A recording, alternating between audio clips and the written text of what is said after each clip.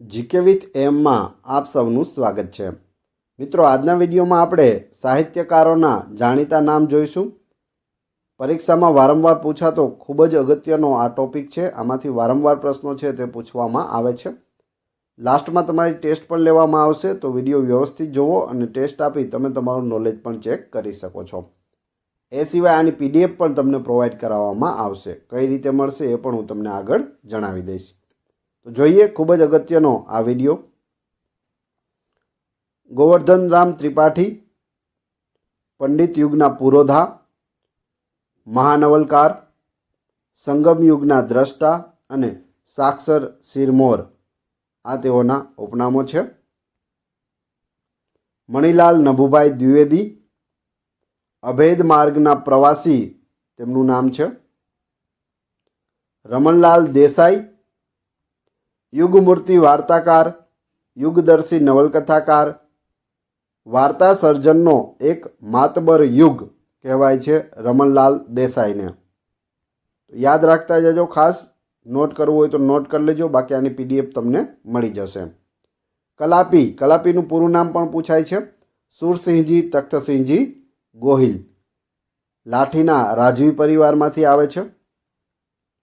રંગદર્શી કવિ, સુરતાની વાડીનો મીઠો મોરલો, પ્રેમ અને આંસુના કવિ પૂછવામાં આવે, પ્રેમ અને આંસુના કવિ તરીકે કયા કવિને ઓળખવામાં આવે છે?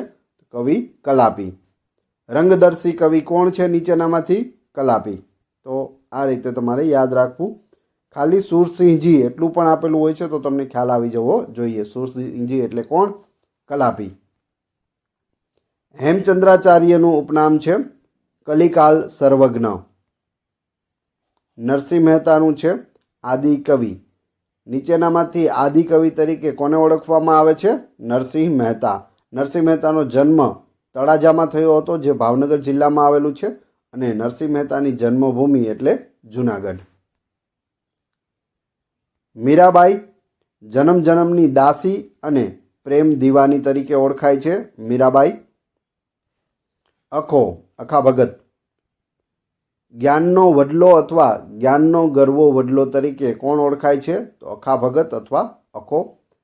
અમદાવાદમાં દેસાઈની પોળમાં ખાડિયા વિસ્તારમાં તેઓ રહેતા હતા અને સોનીનો વ્યવસાય કરતા હતા, અને અખાના ચાપખા છે તે વખણાય છે।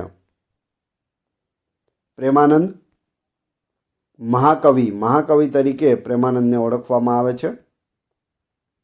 શામળ પ્રથમ વાર્તાકાર કોણ છે? શામળ છે। દયારામ ભક્ત કવિ, ગરબીના રચિતા તરીકે પણ દયારામને ઓળખવામાં આવે છે। દયારામનું નામ છે તે ગરબી સાથે જોડાયેલું છે। ગરબા પૂછે તો વલ્લભ મેવાડા। દલપતરામ લોકહિત ચિંતક અને કવિશ્વર બંને તેઓના નામ છે। દલપતરામ લોકહિત ચિંતક અને કવિશ્વર। નર્મદ ગદ્યનો પિતા, ગદ્યના પિતા તરીકે નર્મદ ઓળખાય છે। યુગ વિધાયક સર્જક નર્મદ અને નવપ્રસ્થાનકાર પણ નર્મદ છે। તેમના મોજીલા સ્વભાવના કારણે તેમના મિત્રો તેમને લાલાજી કહીને બોલાવતા હતા। તેમના નામ પરથી દક્ષિણ ગુજરાત યુનિવર્સિટીનું નામ નર્મદ યુનિવર્સિટી રાખવામાં આવેલું છે। નર્મદનો જન્મ છે તે સુરતમાં થયો હતો। દાંડિયો સાપ્તાહિક પણ તેમણે શરૂ કર્યું હતું, અને નર્મદની જે આત્મકથા છે તેનું નામ છે મારી હકીકત। નરસિંહરાવ દિવેટિયા સાહિત્ય દિવાકર, ખારા જળમાં મીઠી વીરડી, ગુજરાતી ભાષાના જાગૃત ચોકીદાર, નવી કવિતાના આદિ પુરુષ, આ બધા ઉપનામો છે નરસિંહરાવ દિવેટિયાના। આમાંથી ગુજરાતી ભાષાના જાગૃત ચોકીદાર પૂછાયેલું છે, સાહિત્ય દિવાકર પણ પૂછાયેલું છે, અને ખારા જળમાં મીઠી વીરડી પણ પૂછાઈ ગયું છે, તો ખાસ યાદ રાખજો। નંદશંકર તુળજાશંકર મહેતા, તેમનું નામ છે આદિ નવલકથાકાર અને સમર્થ કવિ। સમર્થ કવિ એટલે નંદશંકર મહેતા। કાંત ખંડકાવ્યોના સર્જક તરીકે કવિ કાંતને ઓળખવામાં આવે છે। અહીં કાંત એટલે કોણ? કાંતનું નામ તમારે કહેવાનું છે. કમેન્ટ બોક્સમાં જણાવી દેજો. નાનાલાલ ડોલન શૈલીના કવિ અને કવિવર તરીકે નાનાલાલ છે તે ઓળખાય છે. ડોલન શૈલીનો પ્રથમ વખત પ્રયોગ કરનાર પણ નાનાલાલ હતા. કાકા સાહેબ કાલેલકર સવાઈ ગુજરાતી તરીકે ઓળખાય છે. ગાંધીજીએ તેઓને સવાઈ ગુજરાતી કહીને બોલાવ્યા હતા, ત્યારથી તેઓ સવાઈ ગુજરાતી તરીકે ઓળખાય છે. કાકા સાહેબ કાલેલકરનું નામ દત્તાત્રેય બાલકૃષ્ણ કાલેલકર છે, જે ઘણી વખત પૂછાયેલું છે. અને તેઓ ગુજરાતી ન હતા, તેઓ મરાઠી હતા, મહારાષ્ટ્રના હતા, છતાં પણ ગુજરાતીમાં તેઓએ લેખન કરેલું છે, એટલે ગાંધીજીએ તેને સવાઈ ગુજરાતી કહેલા. ઝવેરચંદ મેઘાણી ઝવેરચંદ મેઘાણીનું આખું નામ ઝવેરચંદ કાળીદાસ મેઘાણી છે. ચોટીલામાં તેમનો જન્મ થયો હતો. રાષ્ટ્રીય શાયર તરીકે તેઓને ઓળખવામાં આવે છે. કસુંબલ રંગના ગાયક તરીકે પણ તેઓ ઓળખાય છે. રાજ મને લાગ્યો કસુંબીનો રંગ તેમના દ્વારા લખવામાં આવેલું છે. ગાંધીજી દ્વારા તેમને રાષ્ટ્રીય શાયરનું બિરુદ પણ આપેલું છે.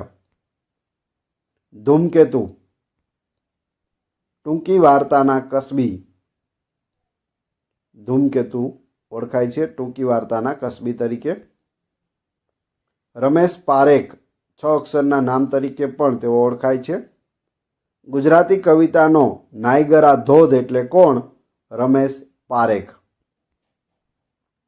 જ્યોતિન્દ્ર દવે હાસ્ય સમ્રાટ તરીકે તેઓને ઓળખવામાં આવે છે. ઉમાશંકર જોશી વિશ્વ શાંતિના કવિ. નીચેનામાંથી વિશ્વ શાંતિના કવિ કોણ છે? ઉમાશંકર જોશી છે. વાસુકી તેમનું ઉપનામ છે. બળવંતરાય કલ્યાણજી ઠાકોર સમર્થ સોનેટકાર, સોનેટના પિતા. બળવંતરાયનો જન્મ છે તે ભરૂચમાં થયો હતો, એ પણ યાદ રાખજો. રણછોડભાઈ ઉદયરામ દવે નાટ્ય સાહિત્યના પિતા તરીકે રણછોડભાઈ ઉદયરામ દવેને ઓળખવામાં આવે છે. આનંદ શંકર ધ્રુવ મધુદર્શી સમન્વયકાર એટલે કોણ? આનંદ શંકર ધ્રુવ.